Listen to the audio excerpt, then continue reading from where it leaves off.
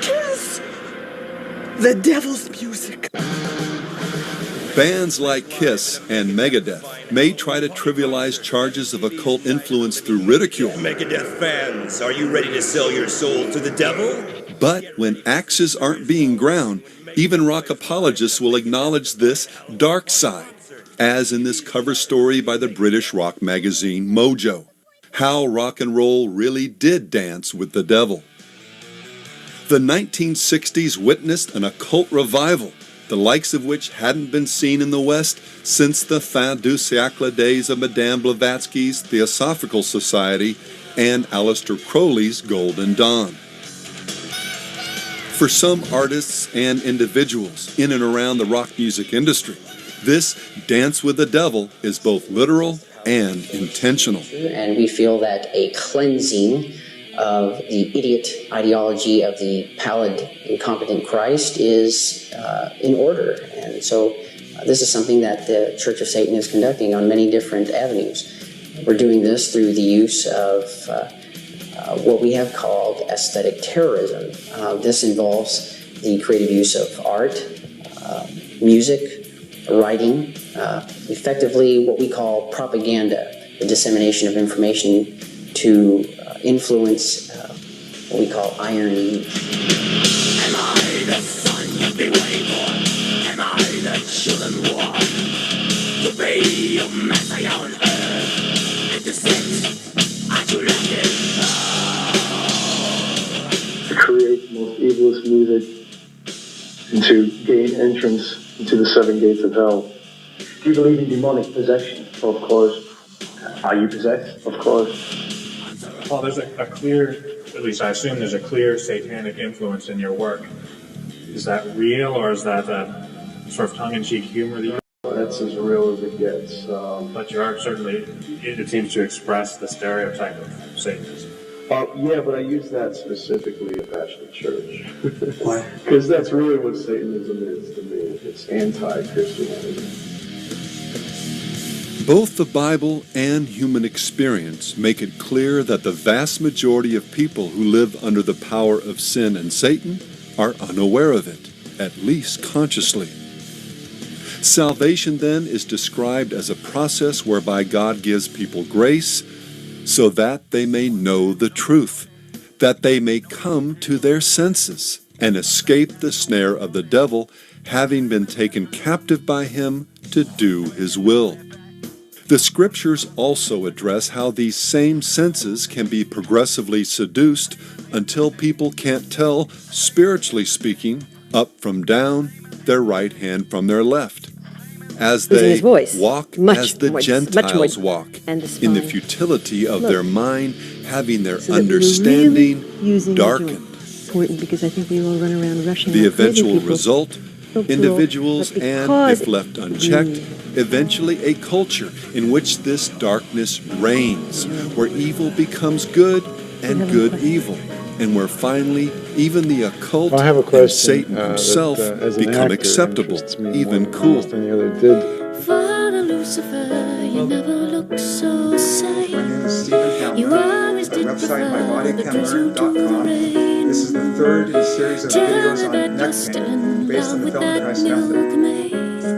This topic today is my favorite all-time movement. I think everybody should learn this for the neck. Sounding for all the world like Crowley and LaVey, Tori Amos told Spin magazine about her love for Lucifer, a Latin name for Satan. I wanted to marry Lucifer. Lucifer was the brother holding the space for mankind to act out their fears and hidden secrets, things they won't acknowledge. That's what the shadow is, and once you don't deny your shadow anymore, then it's not a perversion of that energy source. I don't consider Lucifer an evil force. We can all tap into that free-running current of distorted energy. Leading your spine into length. She went on to talk about him on a more personal note. I feel such a sadness from him, she said. I cry and feel his presence with his music. I feel like he comes and sits on my piano. Yet this is a pretty serious being. I'm a little squirt when you think what a very serious force this is. Avant-garde artist Diamanda Gallas has admitted to tapping into this same energy. Before performances, I used to say prayers to the devil.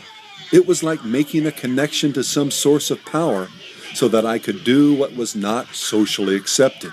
It was like, you know me, you understand me, I can speak for this reality, you can help me do this.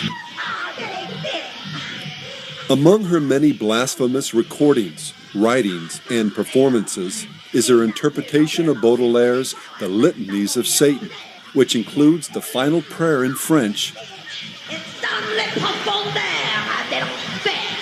To thee, O Satan, glory be and praise. Grant that my soul one day beneath the tree of knowledge may rest near thee. It should come as no surprise that she has described her performances as being like a ripping of the flesh, like a bloodletting. A kind of voodoo possession? Asked the interviewer. Exactly, Gallas replied. A Ugandan who saw my performance said that what I did reminded him of a voodoo ritual, which is practiced in Uganda. That if I were performing there, I would be worshipped as a high fetish priestess. Well, Gallas and Amos have loads of company when it comes to artists who get off on this fetishistic voodoo sympathy for the devil vibe they view as the true heart and soul of the music. Robert Palmer glowingly described it as the central rock and roll paradigm, a kind of voodoo rooted in a vigorous tradition of celebrating nature and spirit that's far removed from the sober values of Western culture. David Byrne lovingly helped produce a television special about it, calling voodoo-related sound a big part of where our popular music comes from. Rock and roll comes from those traditions, and I believe that the power and influence it has come because it carries a small part of that energy with it. At Chewy, you can save on all And the this gifts you need same for the voodoo gifts that vibe keep on was giving. more than just Because a really lyrical don't device understand for why. Jimi Hendrix.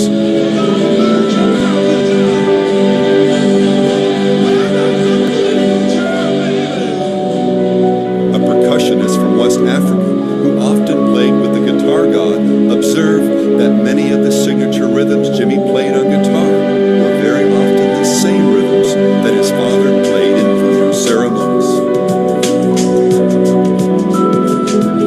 And while for many all this may sound cool, dark, and mysterious, in the end it will be seen for what it is, a snare of the devil, where people ultimately become captive to his will. Now, one of the biggest things about him was he believed that he was possessed by some spirit, and I got to believe it myself. And that's what we had to deal with all the time. And he was very humble about discussing it with people because he didn't want people to feel like he was being pretentious and so on. But he really believed it, and he was wrestling with it constantly. Yeah, he used to always talk about some devil or something was in him, and he didn't have any control over it. He didn't know what made him act the way he acted and what made him say the things he said and songs and different things like that just come out of him, and he'd say, I don't know what come over me, I really can't understand it. And, he used to just grab his hair or something or pull his hair and just stand in the mirror or cry or something. Oh, Lord, it was so sad when he would cry. It seems like to me he was so tormented and just torn apart and like he really was obsessed, with something really evil.